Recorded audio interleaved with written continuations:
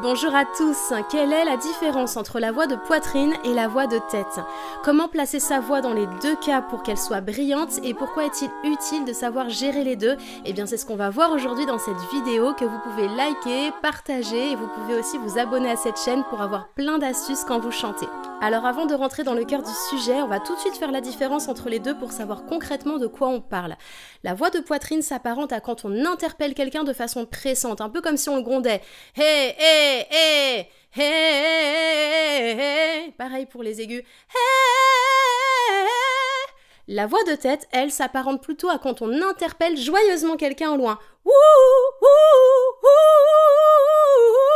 Ça, c'est la voix de tête. J'enlève tout de suite une idée reçue qui dit que quand on monte dans les aigus, on monte en voix de tête et quand on descend en voix de poitrine, on descend dans les graves. Pas forcément. Alors on va commencer par la voix de tête, qui donc s'apparente à ouh, ouh. Si vous le parlez, vous pouvez aussi le chanter, il suffit d'allonger les notes. Ouh, pareil dans les plus graves.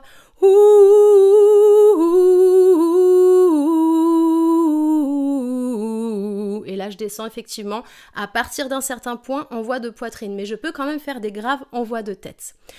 La voix de tête, elle s'apparente au bâillement. Vous voyez quand vous bâillez, faites cet exercice. Oh, on a la langue un peu en arrière. Et on a le voile du palais mou, vous voyez c'est la partie au fond du palais qui est molle, et bien qui est un petit peu surélevée. C'est ce qu'on appelle en fait une sous-catégorie du résonateur. On a des résonateurs quand on chante. D'abord on a le pharynx, on a la cavité buccale, on a les fosses nasales. Et bien quand on chante en voix de tête, on active surtout la cavité buccale, on va surtout éviter de chanter du nez parce que notamment dans le chant lyrique, c'est rédhibitoire, il faut absolument éviter de chanter du nez. Quand on chante en voix de tête, on va vraiment faire descendre la résonance dans la cavité buccale et en sous-catégorie de résonateur, il y a le voile du palais mou qui est donc au fond de la cavité buccale et ça se soulève. Vous pouvez vous amuser pour explorer votre voix à aller toucher le voile du palais mou au fond. Et vous allez voir que ça se soulève légèrement. Donc pas le palais qui est dur, ça ne bouge pas. D'ailleurs c'est la mâchoire inférieure qui bouge quand on chante. Par contre la langue bien sûr bouge, c'est un muscle et le voile du palais mou bouge légèrement. Et on va vraiment activer ce résonateur comme quand on bâille pour avoir quelque chose de rond, de chaleureux et qui va vraiment résonner de façon à même si vous explorez votre voix à la maison, vous allez même entendre que le son peut ricocher sur les murs et vous allez entendre des harmoniques parce qu'une note est constituée de plusieurs notes, c'est les harmoniques. Et du coup, vous allez les entendre si vous avez une voix bien brillante et bien riche. Donc, on va faire un exercice. Donc, on va s'entraîner à bâiller. Oh, et vous voyez, je fais un glissando. Ça peut être aussi en montant. Oh.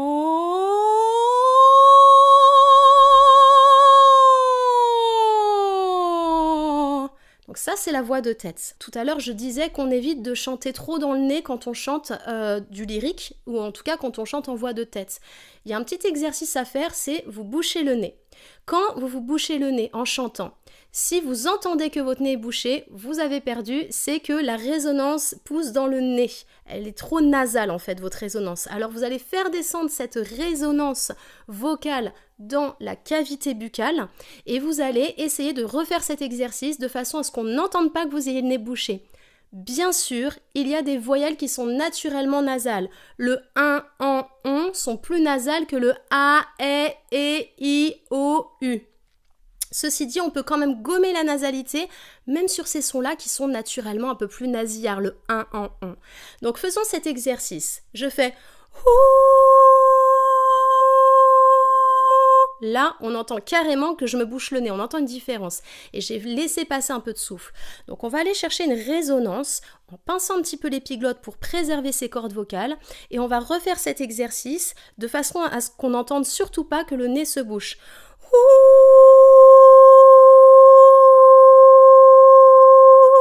Et là, on n'entend rien.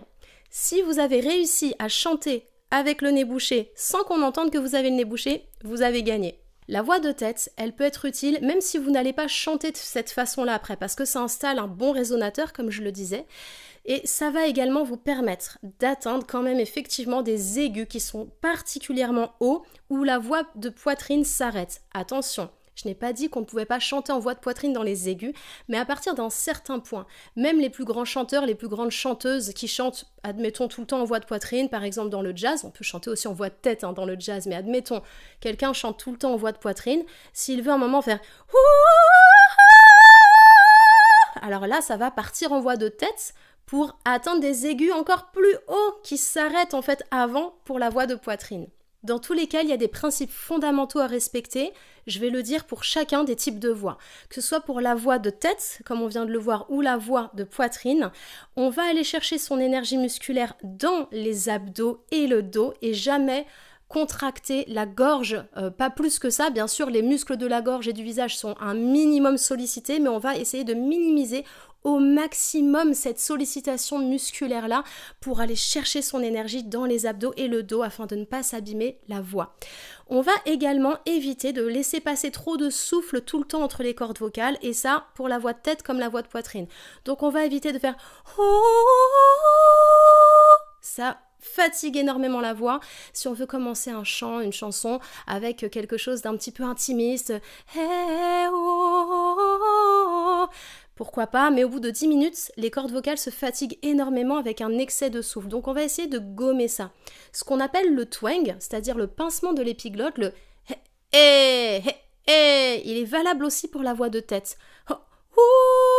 Et pas qui fatigue la voix. Avant de passer à la voix de poitrine, je veux quand même rappeler un dernier principe fondamental qui est valable dans les deux cas, que ce soit en voix de tête ou en voix de poitrine, c'est la colonne d'air. La colonne d'air, c'est une image. On n'a pas vraiment une colonne d'air qui va du bas jusqu'en haut de façon toute droite comme ça, puisque le son sort de la gorge pour aller en face. Que ce soit par les fosses nasales si on chante la bouche fermée, ou que ce soit par la bouche si on chante la bouche ouverte. Cette colonne d'air, c'est un équilibre à respecter. Donc on va éviter d'avoir la tête trop en arrière ou la tête trop en avant quand on chante, pour ne pas casser en fait cet équilibre du souffle, de l'air, et que ça puisse sortir correctement. Surtout quand on démarre le chant. Après, quand on a vraiment l'habitude, on connaît son corps, on connaît sa voix, on sait comment gérer si on penche un peu la tête ou même qu'on danse en chantant, c'est possible. Mais surtout quand on démarre le chant, eh bien en fait, il y a vraiment cet équilibre à respecter, se tenir droit, avoir les deux pieds bien ancrés dans le sol, tout ça, la posture est importante. Maintenant, on va s'attaquer à ce qu'on appelle la voix de poitrine. Elle s'apparente plus à la voix parlée, même si bien sûr, quand on parle et quand on chante, on ne place pas sa voix de la même façon. Tout à l'heure, je parlais de résonateurs. Eh bien, ces résonateurs vont être bien plus activés en chantant qu'en parlant, afin d'avoir une voix brillante et éviter de se fatiguer les cordes vocales. Premier exercice à faire pour prendre conscience de sa voix de poitrine, c'est de faire un exercice en voix parlée qu'on va faire maintenant. J'aime beaucoup les exercices en voix parlée, surtout pour les débutants, surtout quand on n'a aucune conscience de sa puissance vocale, de son potentiel et qu'on a l'impression que ça ne sortira jamais. Eh bien, imaginez que vous devez gronder quelqu'un ou que vous devez interpeller quelqu'un de façon très pressante parce qu'il est en danger. Vous allez voir que là, bizarrement, ça sort très bien la puissance vocale. Et on va faire cet exercice en voix parlée en glissando, on glisse vers le bas. Et plus aigu.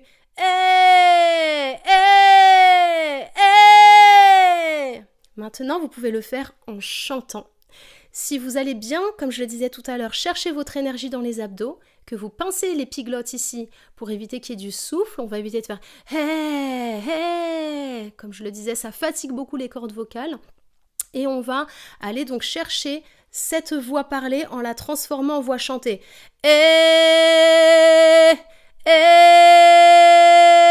C'est pareil pour les aigus, on peut tout à fait chanter en voix de poitrine dans les aigus.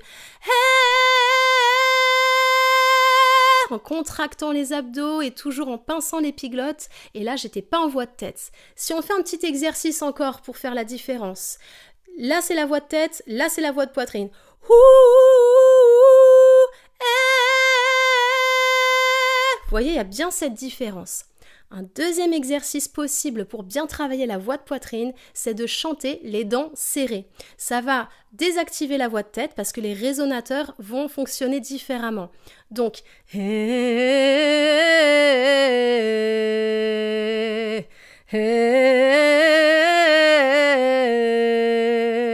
un un autre exercice sympa à faire, mais cette fois-ci pour gommer la nasalité quand on chante en voix de poitrine, eh bien c'est comme ce qu'on a fait tout à l'heure, mais tout à l'heure c'était avec la voix de tête, c'est de se pincer le nez, et si on entend que vous avez le nez bouché, ça veut dire que la résonance est bloquée dans le masque, elle est bloquée dans le nez, donc on la fait descendre. Alors que si je chante trop dans le nez, là je vais le faire exprès. Là on entend bien sûr la différence quand je pince mon nez. Alors pourquoi il est très intéressant de savoir gérer les deux? Alors d'office déjà pour un débutant, je dirais que même si vous avez envie de travailler la voix de poitrine, même si vous allez chanter en cours de chant un répertoire en voix de poitrine, parce que c'est plus dans vos goûts, d'office, un débutant, je dis, on fait quand même quelques vocalises en voix de tête. Pourquoi? Pour installer un confort vocal, pour réveiller la brillance, pour activer correctement les résonateurs. Donc concrètement,